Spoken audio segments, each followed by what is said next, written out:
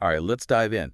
Today we're heading back to Restoration-era Spain with Aphra Behn's play, The Rover. Oh, the Rover, a fascinating It choice. is, imagine, exiled cavaliers roaming the streets of Madrid, Hmm. seeking their fortune, stirring up trouble. And romance, of course. You can't forget the romance. Absolutely. Especially when you consider these cavaliers once English elite. Right, and now outsiders, stripped of their status, navigating a foreign land. Adds a whole layer of complexity, doesn't it? It does. Makes you think about their motivations, their desires. And the social commentary Ben might be weaving in. Oh, definitely. But before we get too deep into that, let's meet some of these characters, shall we? Yes, let's. First up, Willmore, the rover himself. Ah, Willmore, a cavalier captain, a man of action. But he's also, well, cynical about love. Suggests some scars, perhaps, Hmm. deeper than those from battle. Makes you wonder, is it the war?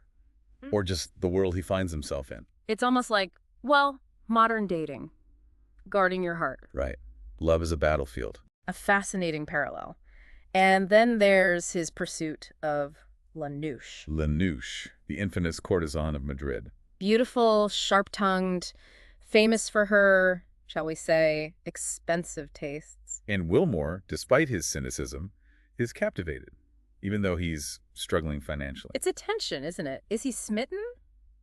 Or is it the challenge? Or maybe both. Quite possibly. Lanouche herself embodies that, the love and money thing. You mean how they're intertwined in the play? Exactly. She's skilled at using men, playing them for their money.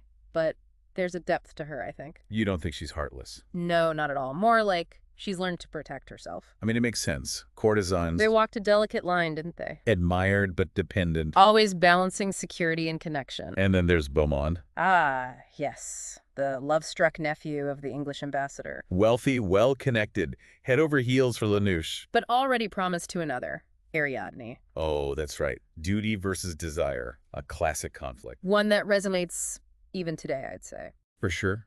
And maybe, just maybe, Beaumont's infatuation is a form of rebellion. Oh, that's an interesting thought. Defying expectations. Exactly. And speaking of defying expectations, Ariadne herself. Right. Not just a passive fiancé. We'll get to her story in a bit, but first, let's lighten things up. Oh, you mean shift and hunt? Yes. Willmore's comrades, always up for a good time. And maybe not the most discerning gentleman. A recipe for some fun, I'd say. And then there's Blunt and Featherful. Two Englishmen, new to Madrid. Eager for love and fortune. Perhaps a little too eager. The ultimate fish out of water. Ripe for the picking. Oh, we'll be talking about them a lot more, I guarantee that. I have no doubt. But you mentioned other characters earlier. Oh, right. There's Helena. Florinda's sister, right. Yeah. Who's about to enter a convent. But Helena longs for something else. Freedom. Adventure. Another one pushing against expectations. A contrast to Lanouche, wouldn't you say? Definitely. They both want freedom, but in different ways. Exactly. It makes you think, doesn't it?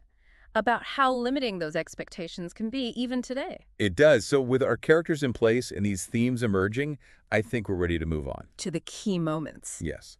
Let's see how Ben uses wit, disguise, and mistaken identity to entertain us, but also challenge us. Let's dive in. All right, welcome back to our deep dive into the Rover. We left off with introductions. Now let's see how Ben uses her wit. To entertain us, but also make us think. And I hear one of the play's most memorable scenes is set in a garden at night. Ah, yes, the garden scene. It's nighttime, a perfect cover for secret meetings and hidden desires. Sounds intriguing. So who are we following in this scene? Well, we have Beaumont. He's convinced Lanouche is meeting another lover.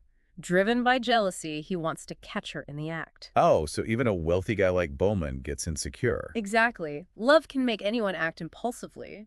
But Beaumont's not the only one with secrets. Lanouche is trying to avoid someone. Carlo, another admirer, smitten with her, so she's trying to avoid a confrontation. And they both end up in this garden.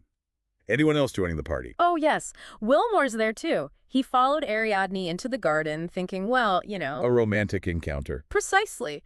But unbeknownst to him, Ariadne is actually looking for Beaumont. Wait, so Ariadne's there too. This is getting complicated. And it's dark, all these hidden desires, simmering tensions, about to collide. Ben's really setting the stage for some fireworks. Oh, absolutely. And she uses that darkness brilliantly, both literally and metaphorically. So how does it all unfold? Well, Beaumont, blinded by jealousy and the darkness, mistakes Lanouche for Ariadne. Oh, no. And he starts accusing her of infidelity. Oh, that's gotta hurt.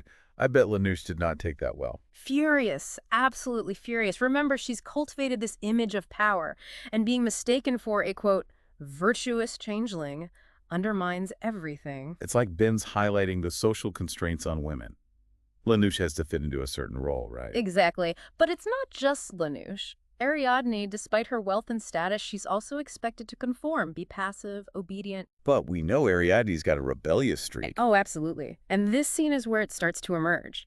She sees what's happening. Beaumont, Lanouche, Willmore. And she starts to question things. Everything. Love, duty, the whole game. So does she confront Beaumont? In a surprising twist, she encourages him to pursue Lanouche. Really? Why would she do that? I think she realizes that forcing him into a loveless marriage, well, it won't make anyone happy. That's very mature of her. It is, and it hints at the choices she makes later in the play. Choices that challenge expectations. This garden scene is really a turning point for everyone, isn't it? It is, forces them to confront their true desires. But let's move on to another memorable aspect. Willmore as a mountebank. Ah, yes. Tell us more about that. First, what exactly is a mountbank? A charlatan, basically. A showman who sells fake cures and potions, they were common back then, using wit and theatrics to exploit people's hopes. Sounds right up Willmore's alley. Oh, absolutely. Yeah. It combines his sharp wit with a chance to make some money, which he needs. So, how does he pull it off? What's his act like? Imagine a stage in the middle of Madrid. Colorful banners, music, Willmore in an elaborate costume, with Harlequin and Scaramouche as his assistants.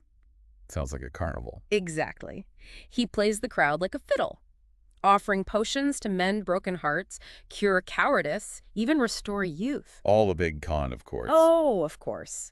But it shows how easily people are fooled, especially when they're desperate. Just like Blunt and Featherfool. Right. Obsessed with finding rich wives. They probably think Willmore's potions are the answer to their prayers. Exactly. They're so blinded by greed that they miss the obvious. Makes you wonder who the real fools are, doesn't it? It does. And it's not just them. Ben uses Willmore's act to poke fun at the wealthy and powerful, too. Their vanity, their willingness to believe anything. She doesn't hold back. No, she doesn't. And that's what makes the Rover so brilliant. It's funny, but it also makes you think. About human nature, social dynamics, the whole game. It's all there. Exactly. Ben's work is timeless because it taps into these universal themes: love, ambition, deception. And the struggle for freedom and fulfillment. It's all there. Absolutely. So, with all this in mind, ready to see how it all wraps up? Definitely. Let's see what happens in the final act. Oh. All right, welcome back to our final deep dive into Aphra Behn's The Rover. We've seen love triangles, mistaken identities, and even a charlatan or two. It's been quite a journey through Restoration-era Spain. So much to unpack. Exactly. Last we left off, the garden scene had just unfolded. Beaumont's heartbroken. Ariadne's making some surprising choices. And she ends up alone with Willmore, remember? He's still looking for adventure, and, well, Ariadne's ready for it, too. So, a whirlwind romance. It does heat up, but there's a twist. Ariadne reveals her true identity to Willmore. Ah, that she's not just some random woman, but the niece of the English ambassador. Precisely. A woman of wealth and high social standing. That must have thrown Willmore off guard. He's not used to that world. Right. He's suspicious, thinks she might be playing with him. Ben really digs into social class here, even though he's attracted to Ariadne. The difference in their status makes him uneasy. It does. And while all this is happening, Lanouche isn't giving up on Willmore. You think she really loves him? Her feelings seem genuine beneath all the manipulation. So what does she do? Try to win him back? She tries, but it backfires. She pretends to love Beaumont, to make Willmore jealous. Classic Lanouche. But it doesn't work. Beaumont falls even harder and Willmore sees through it. It's almost like she's trapped, using the same old tricks. Exactly. Can she break free? Or is she destined to repeat the same mistakes?